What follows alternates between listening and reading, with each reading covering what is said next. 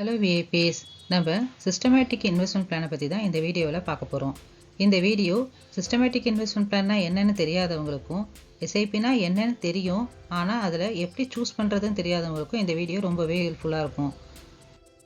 இந்த வீடியோவில் நம்ம என்ன பார்க்க போகிறோன்னா, எஸ்ஐபினா என்ன, அதனுடைய அட்வான்டேஜஸ், சரியான எஸ்ஐபியை தேர்ந்தெடுக்கிறது ஏன் அவசியம், எப்படி தேர்ந்தெடுக்கிறது, அதற்கான 7 முக்கியமான ஸ்டெப்ஸு, இதை தான் இந்த வீடியோவில் பார்க்க போகிறோம்.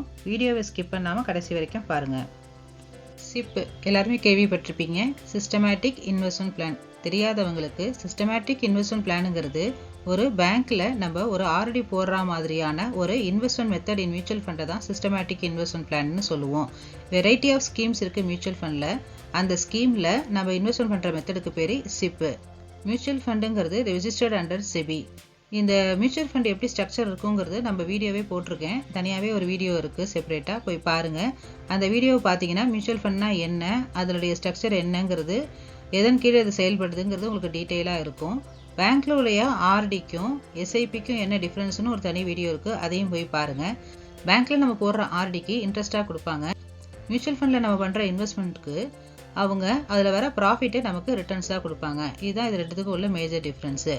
எஸ்ஐபிங்கிறது டெய்லி, மந்த்லி, குவார்டர்லி நீங்கள் ரெகுலராக கட்டிக்கலாம். டெய்லி எஸ்ஐபி மெத்தட் கூட இருக்குது. ஆனால் ஸ்கீமுக்கு ஸ்கீம் இது டிஃபர் ஆகும். எந்த ஸ்கீமில் இருக்குன்னு நீங்கள் பார்த்துட்டு அதை கட்டலாம். இதில் பெஸ்ட்டு மெத்தட் என்னென்னா, மந்த்லி சூஸ் பண்ணுறது தான் பெஸ்ட்டு மெத்தட். ஒரு சேலரி பர்சனாக இருக்கீங்க, இல்லை உங்களுக்கு அதர் இன்கம், ரெண்டல் இன்கம் தனியாக வருது அப்படின்னாக்க நீங்கள் மந்த்லி எஸ்ஐபி சூஸ் பண்ணுறது உங்களுக்கு பெஸ்ட் ஆப்ஷனாக இருக்கும்.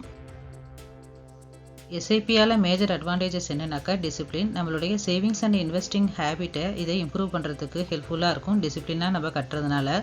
ருபி காஸ்ட் ஆவரேஜிங்னா நம்ம ஒரு என்ஏவி ரொம்ப ஜாஸ்தியாக இருக்கும் பொழுது, ஹை ரேட்டில் இருக்கும் பொழுது நமக்கு யூனிட்ஸு குறைவாக தான் அலாட் ஆகும். இன்கேஸு என்ஏவி குறையும் பொழுது நமக்கு யூனிட்ஸு அதிகமாக அலாட் ஆகும். இப்போ இந்த ஹை என்ஏவி, லோ என்ஏவி ரெண்டையும் ஆவரேஜ் பண்ணுறதுக்கு பேர் தான் இந்த ருபி காஸ்ட் ஆவரேஜிங். என்ஏவினா என்னென்னு ஒரு தனியாகவே வீடியோ போட்டிருக்கேன். அந்த வீடியோ பார்த்தீங்கனாலே இதற்கான மீனிங் உங்களுக்கு கிளியராக புரியும். நெக்ஸ்ட்டு காம்பவுண்டிங் பெனிஃபிட்டுங்கிறது கூட்டு வட்டின்னு சொல்லுவாங்க, கேள்விப்பட்டிருக்கீங்களா?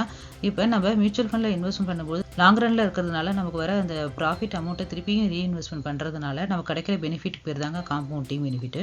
Next flexibility and liquidity. நம்ம எஸ்ஐபியில் இன்க்ரீஸ் பண்ணிக்கலாம், டாப் அப்னு சொல்லுவாங்க, இன்க்ரீஸ் பண்ணிக்கலாம், இல்லை டிக்ரீஸ் பண்ணிக்கலாம். இல்லை நம்மளால் கட்ட முடியலாம், ஸ்டாப் பண்ணிட்டு அப்படியே விட்டுனீங்கன்னா கூட அது உங்களுக்கு க்ரோத் ஆகிட்ருக்கும். இல்லை நீங்கள் ஸ்டாப் பண்ணி எப்போ வேணாலும் ரிடம்ஷன் பண்ணி எடுத்துக்கலாம். அதான் லிக்யூரிட்டிங்கிறது. நீங்கள் வேறு இன்வெஸ்ட்மெண்ட்டில் பண்ணும்பொழுது, ஒரு ரியல் எஸ்டேட்டோ இந்த மாதிரி ஒரு வேறு இன்வெஸ்ட்மெண்ட்டில் பண்ணும்பொழுது உங்களுக்கு லிக்யூரிட்டி இஷ்யூஸ் வரும்.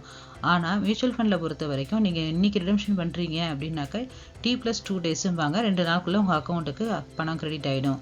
இதுதான் இதில் உள்ள மேஜர் பெனிஃபிட்ஸு.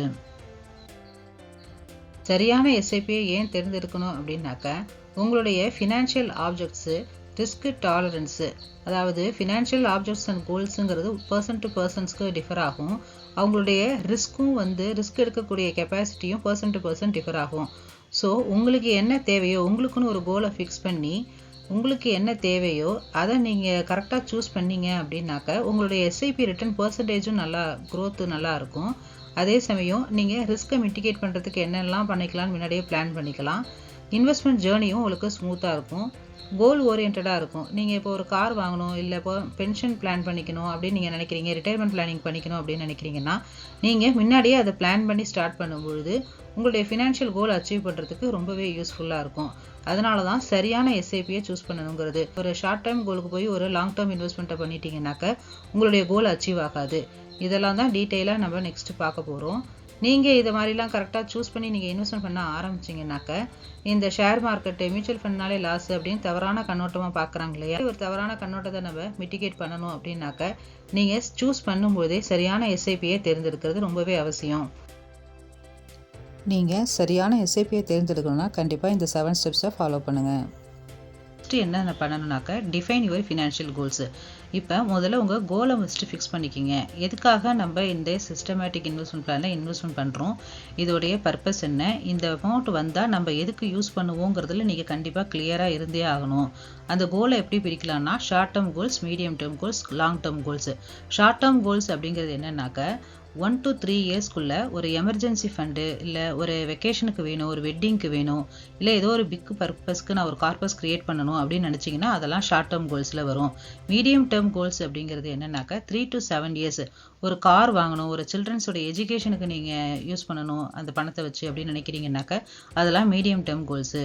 இதே லாங் டேர்ம் கோல்ஸ் அப்படின்னாக்கா 7+ இயர்ஸ் ஒரு ரிட்டையர்மெண்ட் பெனிஃபிட்டுக்கு, ரிட்டையர்மெண்ட் ஆகி நமக்கு பென்ஷன் மாதிரி பணம் வந்துட்டு இருக்கணும் அப்படின்னாக்கா நீங்கள் இப்போலேருந்தே சேவிங்ஸ் பண்ண ஆரம்பிக்கணும். அது மாதிரி ஒரு பெரிய ரிட்டையர்மெண்ட் பிளான் பண்ணுறதுக்கு, ஒரு வீடு வாங்குறதுக்கு, இது மாதிரி பெரிய டார்கெட் வச்சுட்டு பண்ணுறது தான் லாங் டேர்ம் கோல்ஸு. முதல்ல இந்த ஃபினான்ஷியல் கோல்ஸில் நீங்கள் கிளியராக இருக்கணும்.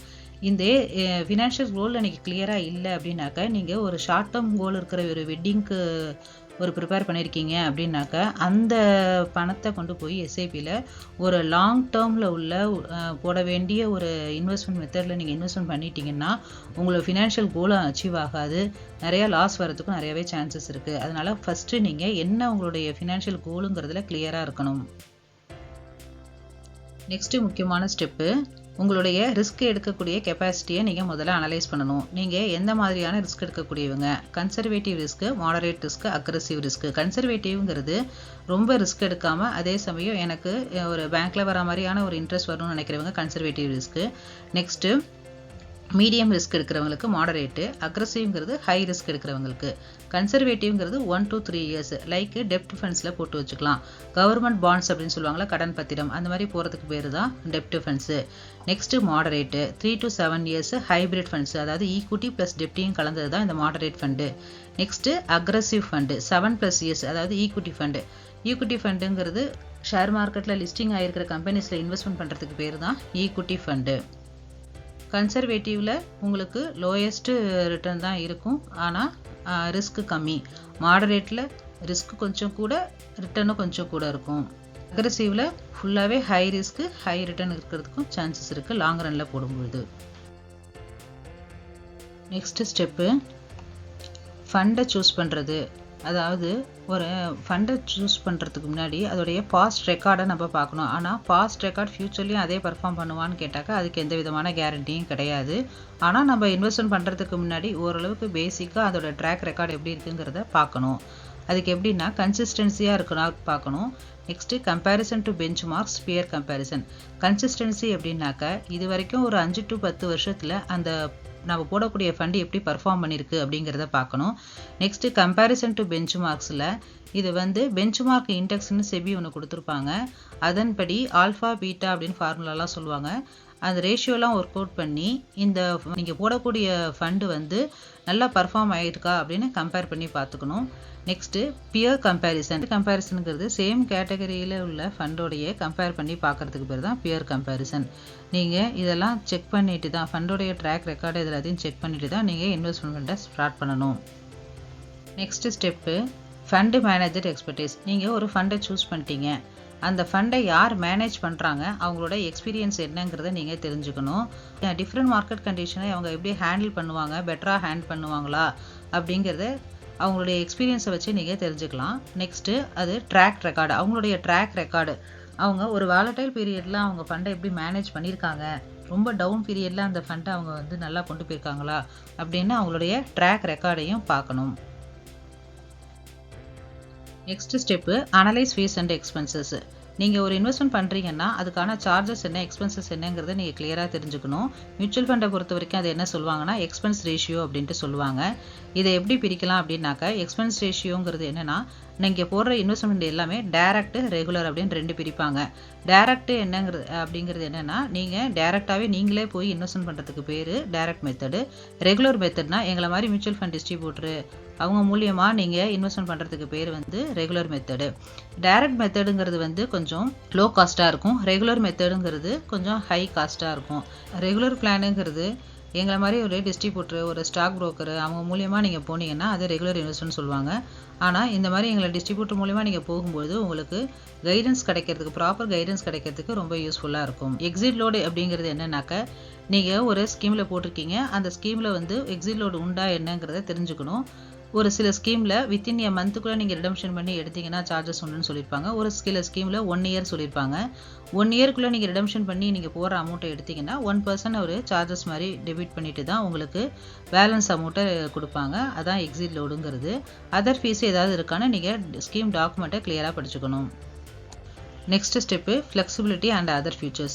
இதில் வேறு என்ன ஃபியூச்சர்ஸ் இருக்குது அப்படின்னாக்க நீங்கள் எஸ்ஐபியை ஸ்டெப் அப் பண்ணிக்கலாம். இப்போ நீங்கள் உங்களுக்கு சேலரி ஏறுது, இன்ஃப்ளேஷனை அட்ஜஸ்ட் பண்ணி நீங்கள் எஸ்ஐபியை இன்க்ரீஸ் பண்ணிக்கணுன்னாக்க இதில் நீங்கள் ஸ்டெப் அப் பண்ணி ஒவ்வொரு இயருக்கு ஒரு தடவை நீங்கள் இன்க்ரீஸ் பண்ணிக்க முடியும்.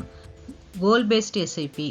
கோல் பேஸ்ட் எஸ்ஐபின்னாக்க நீங்கள் ஒரு கோலை ஃபிக்ஸ் பண்ணி ஒரு எஜுகேஷனுக்கு வேணும், இல்லை ரிட்டையர்மெண்ட் பிளானுக்கு வேணும்னாக்க அது மாதிரி கோல் பேஸ்டு எஸ்ஐபிஸும் இருக்குது ஸ்பெசிஃபிக் கோலை அட்டைன் பண்ணுறதுக்கு. நெக்ஸ்ட்டு ஸ்விட்சிங் ஃபெசிலிட்டி. ஸ்விட்சிங் ஃபெசிலிட்டினா நீங்கள் ஒரு ஸ்கீமில் போட்டுட்டீங்க, அந்த ஃபண்ட் பர்ஃபார்ம் பண்ணல நினைக்கிறீங்க, இல்லை அந்த ஸ்கீம்லேயே வேறு ஏதாவது ஸ்கீமுக்கு நீங்கள் ஸ்விட்ச் பண்ணணும் அப்படின்னாலும் இதில் ஸ்விட்ச் பண்ணிக்கலாம்.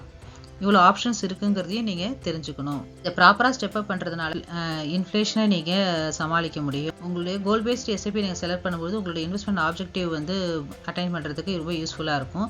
ஸ்விட்சிங் ஃபெசிலிட்டி இருக்கிறதுனால நீங்கள் எப்போ வேணாலும் உங்களுடைய ஸ்கீமுக்கு உங்களுடைய கோலுக்கு தகுந்த மாதிரி நீங்கள் ஸ்விட்ச் பண்ணிக்கலாம் ஸ்கீம் டு ஸ்கீமு. இந்த ஸ்டெப் அப்பு கோல் பேஸ்டு எஸ்ஐபி ஸ்விட்சிங் ஃபெசிலிட்டிலாம் இருக்காண்டு நீங்கள் அந்த ஸ்கீம் டாக்குமெண்ட்டில் பார்த்துட்டு இன்வெஸ்ட்மெண்ட் பண்ணணும். ஃபைனலாக நீங்கள் என்ன தெரிஞ்சுக்கணும் அப்படின்னாக்க கோலையும் ரிஸ்கையும் முதல்ல நீங்கள் ஃபிக்ஸ் பண்ணிக்கணும். உங்கள் கோல் என்ன, ரிஸ்க் என்னங்கிறத தெரிஞ்சுக்கணும். அதுக்கப்புறமா தான் நீங்கள் இன்வெஸ்ட்மெண்ட் பண்ணவே ஸ்டார்ட் பண்ணணும். மற்றது எல்லாமே நீங்கள் டைரக்ட் பிளானில் போகிறதா இருந்தால் நீங்கள் எல்லாத்தையும் அனலைஸ் பண்ணிட்டு தான் போகணும். இதே நீங்கள் ரெகுலர் பிளானில் போகிறதீங்கன்னா உங்கள் கோலையும் ரிஸ்கையும் உங்கள் ஃபினான்ஷியல் அட்வைசர்கிட்ட சொன்னீங்கன்னா அவங்களே இதெல்லாம் அனலைஸ் பண்ணி உங்களுக்கு ஃபண்டை சூஸ் பண்ணி சொல்லுவாங்க. Happy investing. வீடியோ உங்களுக்கு ரொம்ப யூஸ்ஃபுல்லாக இருந்திருக்கும்னு நினைக்கிறேன். யூஸ்ஃபுல்லாக இருந்ததுன்னா கமெண்ட் பாக்ஸில் கமெண்ட் பண்ணுங்கள். நெக்ஸ்ட்டு என்ன வீடியோ போடணுன்னாலும் சஜஷனில் சொல்லுங்கள். கண்டிப்பாக நெக்ஸ்ட் வீடியோ போடுவோம். உங்களுக்கு இன்வெஸ்ட்மெண்ட் ஸ்டார்ட் பண்ணணுன்னாக்கா கீழே உள்ள லிங்க் கொடுக்குறேன். நான் ஆம்பி ரெஜிஸ்டர்ட் மியூச்சுவல் ஃபண்ட் டிஸ்ட்ரிபியூட்டர். உங்களுக்கு வேணும்னாக்கா உங்களுடைய பேரையும் கான்டாக்ட் நம்பரையும் கொடுத்து அதில் ரெஜிஸ்டர் பண்ணி வைங்க. கண்டிப்பாக உங்களை கான்டாக்ட் பண்ணுறோம். உங்களுக்கு இந்த வீடியோ எப்படி இருந்ததுங்கிறத கண்டிப்பாக போடுங்க. தேங்க்யூ.